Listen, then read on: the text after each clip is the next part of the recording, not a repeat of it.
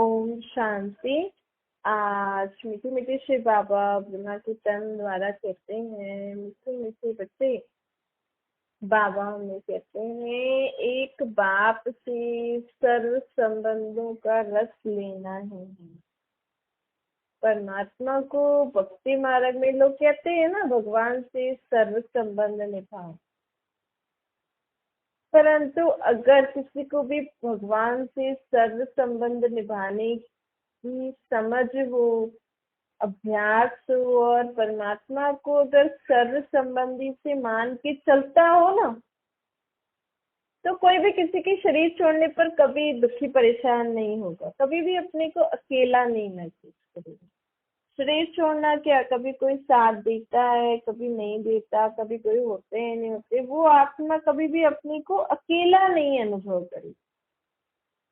तो बाबा कहते हैं लोग भक्ति मार्ग में गाते हैं सर्व संबंध तुझसे निभाऊं, परंतु प्रैक्टिकल में निभाते नहीं है ना, इसीलिए लोगों को अकेला अकेला लगता है। किसी के शरीर छोड़ने पर उनकी याद आती है, या कोई दूर रहता है तो उनकी याद आती है। तो जो हम कहते हैं उसका अनुभव अभी ही कर सकते हैं संगम युग पर।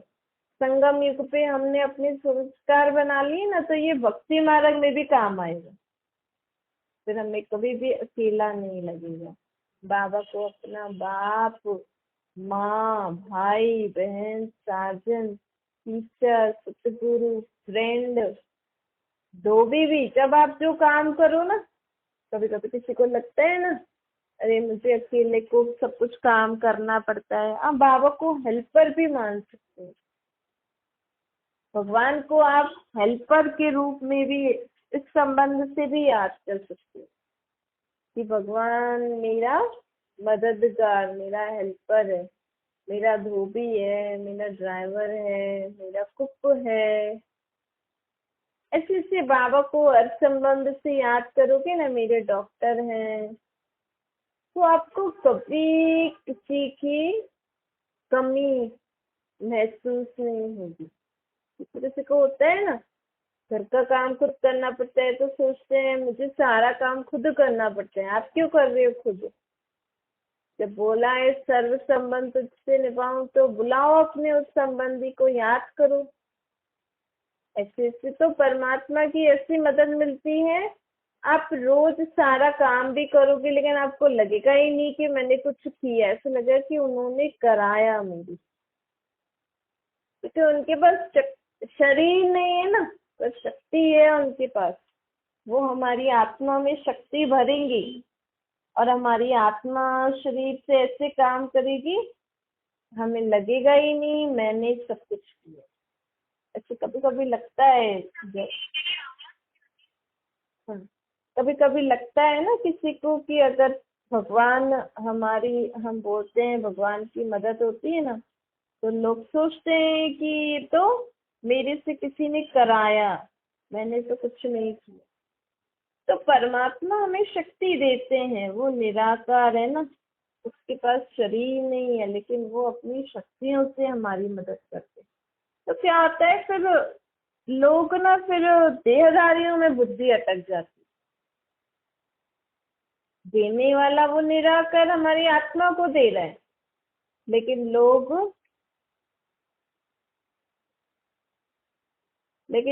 क्या करते हैं, फिर देहधारियों में अपनी बुद्धि अटका लेते हैं। याद नहीं आ रही? एक बाबा आज हमें कहते हैं कि बच्चे सर्व संबंध जो कहते हो वो मेरे से निभाओ, तो उसका रस हमें अनुभव होगा ना, तो हमें कोई हमसे पूछे नहीं पूछे, कोई हमें साथ दे नहीं दे, कोई मदद दे नहीं दे। आजकल दुनिया में बहुत होता है ना, माँ बाप कहते हैं बच्चे साथ नहीं देते, बच्चे कहते हैं माँ बाप साथ नहीं देते, या कोई संबंधी साथ नहीं दे रहा है, हम क्या करें क्या नहीं करें। दुख तो दुनिया में बहुत है। आज बाबा कह रहे हैं अभी तो दुनिया में ऐसा दुख आने वाला है कि आपको 8 सुत्ती का कपड़ा पहनना पड़ेगा, कपड़े नहीं होंगे पहनने के लिए। फिर आपको शक्तियों वाले कपड़े पहनने पड़ेंगे। पैसे होंगे लेकिन खाने के लिए चीजें नहीं होंगी। आज लोगों के पास धंधा नहीं चल रहा है ना, तो पैसे नहीं, खाने के लिए भी चीजें हेल्दी कहाँ मिल रही। देखो आजकल सब मिलावटी चीजें मिल रही है ना, लेकिन फिर भी लोग खा रहे हैं। लेकिन आने वाले समय में ये मिलावटी चीजें भी नहीं मिलेंगी। जो लोग स्टोर करके रख रहे हैं ना, आप देखो पिछले साल कितनी बारिश पड़ी, फिर भी लोगों को सब प्रकार की चीजें कहाँ से मिल रही हैं। तो इस समय भी कभी मौसम कैसा कभी कैसा, लेकिन हर सीजन में लोगों को चीजें खाने के लिए मिल रही है वैरायटी टाइप। तो वो कहीं ना कहीं आर्टिफिशियल या ये स्टोर की हुई चीजें होती हैं। लेकिन आने वाले समय में ये भी चीजें आपको नहीं मिलेंगी। आपके पास धन होगा लेकिन चीजें नहीं होंगी खाने के लिए। लोगों के पास बाबा कहते पत्ते भी खाने के लिए नहीं मिलेंगे। अभी तो कभी कभी लोगों के पास नहीं होता है तो लोग कुछ भी करके खा पी लेते हैं ना, लेकिन बाबा ऐसे समय के लिए हमें तैयार करा रहे हैं। आपको 8 पुट्टी का कपड़ा पहनना पड़ेगा। इस समय किसी को अगर ये सब पहनना खाना पीना, किसी को होता है ना ऐसी ऐसी चीजें नहीं खाते, ऐसी ऐसी चीजें ऐसी ऐसी मतलब सोचते हैं हम ये दाल रोटी नहीं खाएंगे। किसी को दाल रोटी दो ना तो पसंद नहीं करते, बोलते गरीबों वाला खाना, या कुछ ऐसी ऐसी चीजें नॉर्मल सी जो तो खाते ही नहीं, बोलते हम गरीब थोड़ी हैं। लेकिन आने वाले समय में लोगों को दाल रोटी भी खाने को नहीं मिलने वाली। ऐसे समय में बाबा के बच्चों को दाल रोटी मिलेगी। अभी जो आत्माएं बाबा को याद करती अपनी आत्मा में शक्ति भर रही है ना, बाबा की श्रीमत पे चल रही है, उनको बाबा गारंटी कर रहे हैं अंत तक आपको दाल रोटी जरूर मिलेगी। देखो आज दुनिया में खाना पीना ज्यादा क्यों हो गया, काम नहीं हो रहा है शरीर से लेकिन खाना पीना ज्यादा हो रहा है। क्यों? क्योंकि आत्मा में शक्ति ही नहीं है। आज लोग क्या कहते हैं कि जल्दी करो मुझे भूख लग रही है, बस बहुत भूख लग रही है। काम कुछ नहीं किया पर भूख कैसे लग रही है? क्योंकि ये ही नहीं पता है कि मैं आत्मा शरीर से काम करा रही हूँ। तो आत्मा में शक्ति है नहीं। आत्मा तो कुछ खाती पीती नहीं है, टेस्ट लेती है, टेस्ट आत्मा लेती है, लेकिन जो खाया वो तो शरीर को पचाएगी। आत्मा की शक्ति से ब्लड बनेगा। तो मूल जो आत्मा में शक्ति नहीं है ना, तो आत्मा थोड़ा सा काम करके थक जा रही है तो हमें लगता है शरीर थक गया।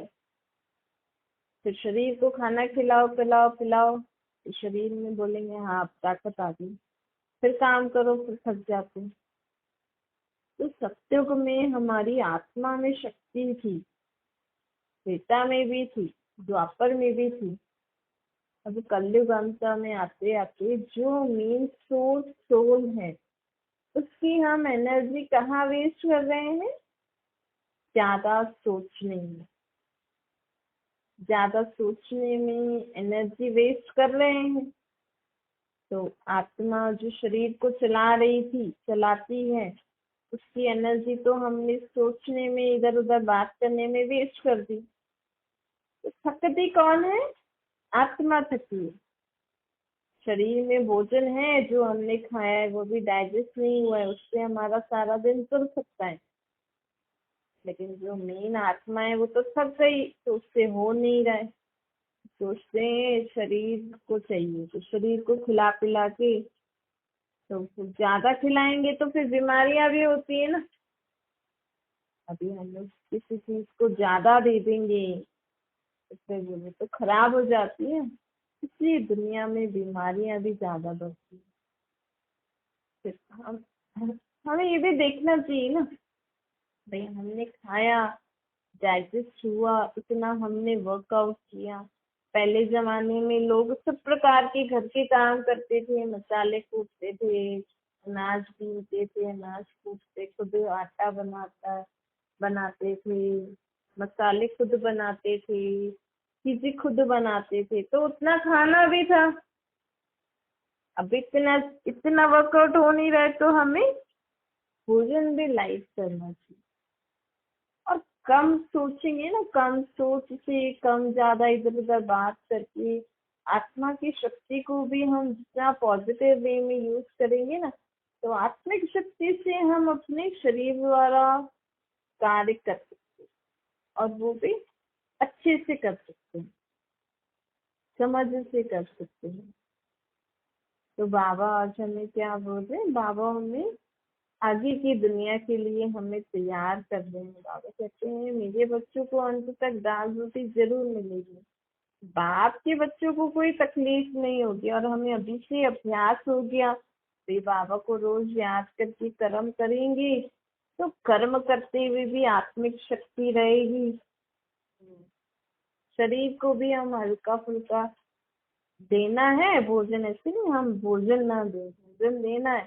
लेकिन जो लोभ, जो हवस होती है, जो लालच होते हैं ना, अरे बहुत भूख लगी है, अब ये करो वो करो वो करो, तो उसके लिए बाबा हमें समझ दे रहे हैं। तो बाप कहते हैं कि अब तुम धनी के बनो। अब हमने अपने बाप को पहचाना। तो हमारे बाप का धंधा क्या है, भगवान का क्या धंधा है? भगवान भी धंधा करते हैं। भगवान क्या धंधा करते हैं? सभी आत्माओं को शुद्ध करते हैं, सभी आत्माओं की सोच को शुद्ध करते हैं, उनकी बुद्धि को परिवर्तन करते हैं, उनके संस्कारों को परिवर्तन करने की शक्ति देते हैं। भगवान आत्माओं को सर्व गुणों से संपन्न, 16 कलाओं से संपन्न, संपूर्ण निर्विकारी, अहिंसक, मर्यादा पुरुषोत्तम बनाते। बाबा आज हमें कहते हैं कि आप अपने जीवन में गुणों को भरो। मैं अब तुम्हें, भगवान का धंधा है आत्माओं के जीवन में गुणों को भरना, गुणों को कैसे धारण करना है इसकी शिक्षा भी देते हैं, और उसको जीवन में कैसे प्रैक्टिकल में धारण करके चलना है उसके लिए शक्ति भी देते हैं। तो जो मेरे बाप का धंधा है वो मुझे भी करना है। पहले तो स्वयं को हमें शुद्ध करना है, पावन करना है, सर्व गुणों से संपन्न, 16 कलाओं से संपन्न, संपूर्ण निर्विकारी, अहिंसक, मर्यादा पुरुषोत्तम। खुद भी करना है, औरों को भी कराना है। तो बाबा कहते हैं सदा खुशहाल कौन होता है? जो सदा भरपूर और संपन्न है। पहले तो आपकी जीवन कांटों के जंगल जैसी थी ना, कांटों के जंगल में जीवन थी हमारी, कांटे जैसी जीवन थी ना हमारी। मतलब हमारे बोझ, सोच, कर्मों से हम किसी न किसी को दुख देते ही थे, जाने अनजाने दे ही देते थे। तो वो कांटे जैसी जीवन हो गई। तो बाबा कहते हैं कांटों के जंगल में, और ये दुनिया भी कांटों का जंगल है, इसी कांटों के जंगल में हमारी जीवन भी एक कांटे मिसली थी। लेकिन कांटे मिसल कैसी थी? हमारी सोच, बोल, कर्मों के कारण। किसी को भी हमने अपनी बोल से कुछ दुख दिया मतलब कांटा छुपाया, किसी को भी अपने कर्मों से दुख दिया मतलब कांटा छुपाया। तो अब हमें बाबा कह रहे हैं कि आपको गुणों को धारण करके अपने जीवन को फूल जैसे बनाए। फूलों जैसी दुनिया तो सत्य में होगी, लेकिन जब फूलों जैसी दुनिया में जा फूलों जैसी दुनिया कब बनेगी? जब आप और मैं फूल जैसे बन जाएंगे और हमारे साथ और इतने बच्चे फूल जैसे बन जाएंगे तो वो फूलों की दुनिया हो जाएगी ना। फिर आगे वाली स्वर्ग की दुनिया में वही फूल आएंगे, वही आत्माएं आएंगी जो अभी अपने को फूल अर्थात अच्छे गुणों से संपन्न बना रही, जिसमें अच्छे गुण होते हैं, उनसे लोगों को, उनको देख के लोगों को खुशी होती है ना, उनको देख के लोगों को शक्ति मिलती है, खुशी मिलती है। जैसे फूल को देख के खुशी होती है ना, ऐसे अच्छे गुण संस्कारी आत्मा को अच्छी मैनर्स वाली आत्मा को देख के लोगों को खुशी और शक्ति भी मिलती है। उनको भी लगता है हाँ हम भी ऐसे होता है ना। और अगर कोई ऐसा कांटे जैसा चुभने वाला लोग हो, कोई अपने बोल कर्म से लोगों को कुछ कुछ कर रहा है, बोल रहा है, तो उनसे मिल के आपको खुशी मिलेगी, शक्ति मिलेगी।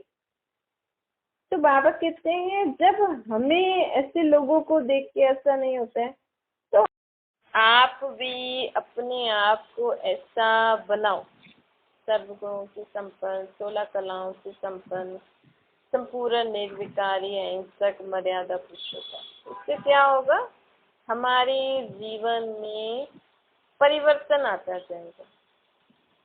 जितना हमारे जीवन में परिवर्तन आता जाएगा ना, उतना आपको लगेगा कि बरोबर हमारे में चेंज आ रहा है। हमारे जीवन में दिव्य गुणों से संपन्न होते जाएंगे और हमारे में परिवर्तन औरों को भी लगेगा कि इनके जीवन में कुछ तो परिवर्तन आया है। तो आप अपने को जब ऐसा मनाओगे और लोग आपको देखेंगे, तो आपे ही लोग भी आपको देख के बाबा को याद करेंगे, उनको भी खुशी मिलेगी। अच्छा, मीठे मीठे छोटे बच्चों की माता पिता बाप दादा का याद प्यार और गुड मॉर्निंग। रूहानी बाप की हम सभी रूहानी बच्चों को नमस्ते। हमारी भी रूहानी माता पिता बाप दादा को याद प्यार, गुड मॉर्निंग और नमस्ते। वरदान है, जीवन में दिव्य गुणों के फूलों की फुलवाड़ी द्वारा खुशहाली का अनुभव करने वाले एवर हैप्पी वन। बाबा कहते हैं सदा खुशहाल अर्थात भरपूर संपन्न। पहले कांटों के जंगल में जीवन थी आपकी, अभी फूलों की खुशहाली में आ गए हैं। सदा जीवन में दिव्य गुणों की फूलों की फुलवाड़ी लगी हुई है, इसीलिए जो भी आपके संपर्क में आएंगे उससे दिव्य गुणों की फूलों की खुशबू आती रहेगी। अगर हम अपने आप को परिवर्तन करते रहेंगे ना, रोज अपनी जांच करेंगे, बाबा को बता के, बाबा से शक्ति लेके अपने को परिवर्तन करते रहेंगे, तो हमारे संपर्क में जो आएगा ना, उनको दिव्य गुणों के फूलों की खुशबू आएगी। खुशहाली देख करके वो भी खुश होंगे, उनको भी शक्ति का अनुभव होगा। खुशहाली औरों को भी शक्तिशाली बनाते। देखो, जो सदा खुश रहता है ना, उसके साथ कोई थोड़ी देर भी अपना टाइम बिता ले ना, तो सामने वाला जो ना खुश हो ना, उसको भी शक्ति मिलती है, उसका भी जीवन परिवर्तन होता है। तो बाबा हमें कहते हैं आपको, हमें और कुछ भी आप नहीं कर सकते ना लोगों के लिए, आप सदा खुश रहो। आपकी खुशी से लोगों को मदद मिलती, लोगों को शक्ति मिलती। इसलिए आपको बाबा हमें क्या कहते हैं, आपको सदा एवर हैप्पी रहना। स्लोगन है, मास्टर सर्वशक्तिवान वह है जो माया के बुदबुदों से डरने के बजाय उनसे खेल खेलने वाले। माया था विकार, बुराइयों के वश होकर अगर हमारे सामने कोई व्यक्ति आता है, समझो आपके सामने आज कोई व्यक्ति आया जो आपको उल्टा सुल्टा बोल रहा है, आपके लिए कुछ उल्टा सुल्टा चीजें फैला रहा है, तो इसको हम माया कहते हैं, इसको बाबा माया कहते हैं। लेकिन बाबा हमें क्या कहते हैं, आप मास्टर सर्वशक्तिवान। तो मैं मास्टर सर्वशक्तिवान परमात्मा का बच्चा, अगर मेरे सामने कोई ऐसी वैसी बात करे, कोई मेरे ऊपर चिल्लाए, कुछ बोले, कुछ भी उल्टा सुल्टा बोले करे, तो बाबा कहते हैं आप मास्टर सर्वशक्तिवान बच्चों के लिए वो माया का रूप क्या है, बुदबुदा। जैसे बुदबुदा होता है ना, पानी में ऐसे ऐसे निकलता है, उससे डरेंगे क्या हम? उससे खेलते हैं ना लोग। ऐसे ही अगर हम अपनी स्थिति में बैठेंगे ना सारा हर समय की मैं मात्र सर्वशक्तिवान हूँ, तो हमारे सामने ऐसे कोई भी रूप में माया आ भी जाएगी ना, हम उसके साथ खेल खेलेंगे, उससे डरेंगे नहीं, घबराएंगे नहीं, उससे भी मजे लेंगे अगर हम बाबा के साथ रहे तो। अच्छा, ओम शांति। बाबा को याद करिए।